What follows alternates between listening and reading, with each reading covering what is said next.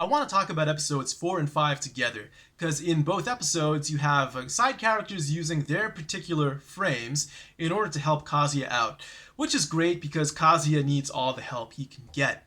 After this, I want to talk a little bit about the very blue-pilled storytelling trope that if you save a woman's life, she should be so thankful that she'll fall in love with you. But that's not really how things work. Okay, so let's talk about episode 4. At this point, Kazuya and Mami have just kissed, and now Mami is hell-bent on getting in between Kazuya and Mizuhara. So she's flaunting her bikini, she's flirting with Kazuya, and Kazuya is just dancing right in her palm. He's complimenting her, he's flattering her, he's sucking up to her, he's blushing, he's showing through his words and through his actions that Mami has power over him. And this all gets to a boiling point where they're, in their large group of friends. Kazuya suddenly stands up and says, "I'm actually thinking about breaking up with Mizuhara." And who comes to the rescue at this point? It's not Mizuhara. She came to the rescue in episode 2, but this time she's kind of observing. She wants to know where this is going. The one who comes to the rescue this time is Kibe. Kibe is Kazuya's male friend. He punches him in the face, they get into a little fight, he beats some sense into him, and then Kibe turns to Mami and says, kind of firmly but politely, "Cut this shit out. You have no business teasing a guy who you just dumped." Mami wants to talk back, but all she can manage to do is mutter a little under her breath. And then Kibe chases after Mizuhara, who's trying to escape. Kibe is able to stop Mizuhara, basically talk Kazuya up, say that he's glad that Mizuhara actually sees the good in him and that someone finally did, and that he actually gives these two tickets to a boat ride to go on together. Now, with everything I've seen in the show so far, this is the closest thing to a true male fantasy. Now, you might think, hey, what about the whole harem situation here? But we don't even know that one of these girls actually really is seriously interested in Kazuya. Mami seems to just be seeking validation from him, is not actually interested in him, and Mizuhara, she's kind of treating him as just a customer at this point, and maybe perhaps a little bit of a friend, but there's nothing romantic between these two right now. So that's not really the fantasy I've seen so far, but the fantasy of having one really good male friend who's willing to stick his neck out for you, put himself into harm's way by getting into a fight, putting himself into social harm's way by arguing with a friend who they eventually have to spend this whole vacation with and drive back with together. So, if those two have a sour relationship, it's going to hurt them for the rest of the trip. And also to put himself on the line financially by buying tickets on his behalf. To have a guy who does all for you, that is a real male fantasy. I wish I had a friend like that. Every guy wishes they had a friend like that. So good on Kibe. He is a great wingman. And that is the frame we're going to talk about today, the wingman frame. Everyone knows generally what a wingman is, and chances are, at some point, you have been a wingman, whether you are a male or a female, trying to help a male friend of yours, or even a female friend of yours, I guess, get with someone else. But let's look at this in more detail and take a look at what special powers being a wingman sort of gives you. And when we talk about frame, I talked about this in the last episode, it's basically the way you frame reality, the set of assumptions and beliefs that define who you are and what you're all about. And when you're a wingman, what are your beliefs and assumptions? Well, the main one here is that your friends' desires come before your own. Particularly their romantic and sexual desires come well before your own, to the point where you may even completely ignore your own just for the sake of your friend. Like, let's say you're out together, your friend's trying to hit on a girl, and there may be two of them, so you have to step in as the wingman, but one of them might be more attractive than the other. So you're just going to suck it up, take one for the team, and distract the other girl while your friend makes his move on the girl that he wants. That's putting your friend's own interests above your own, and that's basically what being the wingman is all about. Now, the power this gives you, if you're a really strong wingman, if you're really strongly buying into these assumptions and beliefs that define your frame, what being a wingman does is it means that the woman that your friend is trying to get with has no sexual power over you because you are showing her absolutely no sexual intent. Now, what I mean by this is that women from a young age, and especially beautiful women, but women in general, to be honest, they realize that when men are talking to them and when men are interacting with them, there is always going to be some sort of sexual component to it. There's always going to be sexual attention that they're receiving from young, or even older, I guess, heterosexual men. And they learn to develop a very good sixth sense for this. So they can sense desperation, anxiety, fear, the sense that you're trying to brag or boost yourself up in front of them.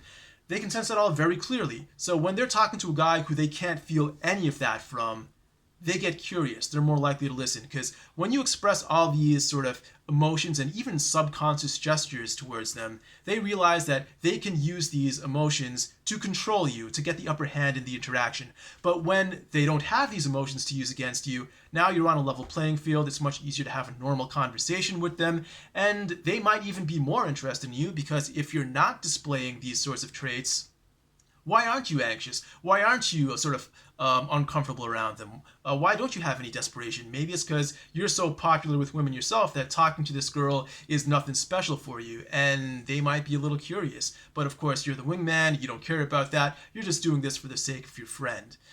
Now, how does this apply to Kibe here? So when Kibe shuts down Mami can't say anything back, because Kibe has an extremely strong wingman frame here, and Mami is a very manipulative person. If she senses any weakness on Kibe's behalf, she might seize upon it and try to fight back, but she can't feel any of that coming from him, so she just shuts up and lets it slide, and this sort of scenario just continues going on. Kibe chases after Mizuhara, and Mizuhara is trying to escape from a very uncomfortable situation right now, so she will use any excuse she can to get away. If she feels some sort of sexual tension with Kibe, that's just another excuse for her to run out. But Kibe is actually not expressing any of this, so it's easier to stop Mizuhara, to get into a deeper, heartfelt conversation, and to get her to, go along with his proposal of sending those two on a boat ride. So Kibe is being a really excellent wingman here, and we see this very clearly in episode 4.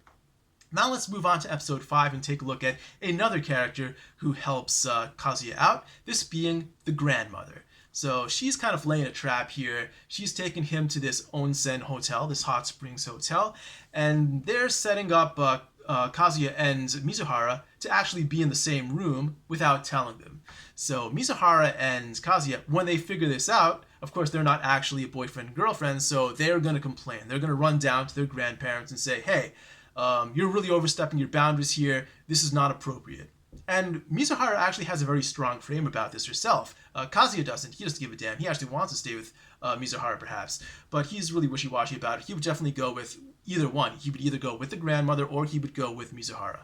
But here, even though Mizuhara does have a strong frame, the grandmother's frames are just on a different level. They are much, much stronger, and so Mizuhara bends to their will. The frame here is, technically, maybe you could call it a grandmother frame, but the frame that we usually talk about among pickup artists, a very well-known frame, is called the dad frame. And these are both familial relationships, grandmother, dad. Similar, very similar, I think. No one actually goes around hitting on girls with a grandmother frame, and with a grandmother frame, you can also use something like pity that you can't use with a father. But everything else is very similar. When you're in a dad frame, father knows best. You know what's best for these kids. You can put them in the same room, and no matter how much they complain, you're going to shut them down and say, no, you're going back to this room together because that's what's best for you. It's very easy to brush off their complaints, to be very firm in saying yes and no, because you really believe that you know best. You're the dad. And the targets are your children, like Kazuya, and also in this case, I guess, Mizuhara. Usually you're doing this against a single girl, but in this case you can see them both as sort of children being like, hey, you do what I'm telling you to do. I'm the authority figure here. I'm the moral authority figure here. I've been through all this. I have life experience. I know what's going on. You do what I say. Things are going to work out for you. And Mizuhara and Kazuya eventually just give up, buy into this, and go back to the room together. So that's that. And also, like I said, the grandma frame here does use a little bit of pity when Mizuhara and the grandmother are in the hot spring together. She's talking about how she's an old woman and she wants to see how her grandson gets married and has children and all that. And Mizuhara kind of buys into that. This is also because her grandmother is basically in the same position, so it's very easy to listen to someone else's grandmother who's basically acting the same as her own grandmother. Now, in the dad frame, one of the reasons dad frame is effective is because, not everyone really has a father who's there for them, of course. Everyone has a biological father, of course, but, you can start with the assumption that most people in Japan do have a father who is a part of their lives. And so if you have a father who's telling you from a young age, this is what you do, this is what you don't do, it's kind of easy for a guy who's trying to hit on you perhaps, to kind of slide into that sort of role and tell you, this is what you do, this is what you're not going to do, this is what we're going to do, this is how we're going to proceed with our relationship, and for the girl to just sort of follow along with that because she's used to taking orders from her father. Now, also when you're dealing with the dad frame, some guys, some girls, they don't have a father who's a part of their life, but there are other people who are father figures to them, and there's a whole thing about daddy issues, which we could get into in a whole nother episode, but women are still kind of instinctively going to follow a very strong man in her life, whether that's actually her father or not. So the dad frame can be very important and very powerful in getting women to do what you want them to do, just by firmly saying yes or no and strongly believing that what you're doing is in both of your best interests. All right, so that's episode 5. Now let's talk briefly about the blue-pilled idea that we see at the end of episode 4 and the beginning of episode 5. At this point, you have Mizuhara falling off the boat, Kazuya jumping in after her and saving her life, dragging her to shore. Now, in a lot of stories, in a lot of fairy tales, a lot of Disney stories, for example, this is exactly how it works out. You have a dashing hero who saves the damsel in distress, and the damsel is so thankful and grateful and so emotionally moved that she falls in love with the guy and they live happily ever after. But is this how things actually happen in a red pill world? Not really. Now, what does happen here, what can happen, is that if by saving a woman, you're displaying your masculine virtues and your masculine abilities, this can actually improve your standing in that woman's eyes, and that's likely what happened here. By jumping in after Mizuhara, he's demonstrating that he can take risks. He is physically capable of swimming to rescue her and physically protecting her. This should raise his value in her eyes, but we can separate this from the idea of saving someone's life in and of itself. Like, for example, if he saved her life by paying ransom or something like that. Well, there's nothing masculine about that, so it shouldn't affect the way that he views her, she views him. Even if he did in fact save her life, it's not gonna change the fact that he's still a simp, right? So here we have, they're on the shore, they're talking to each other, and Mizuhara says a very sort of blue pill line. "Why did you save me? I'm not even your girlfriend," or something like that.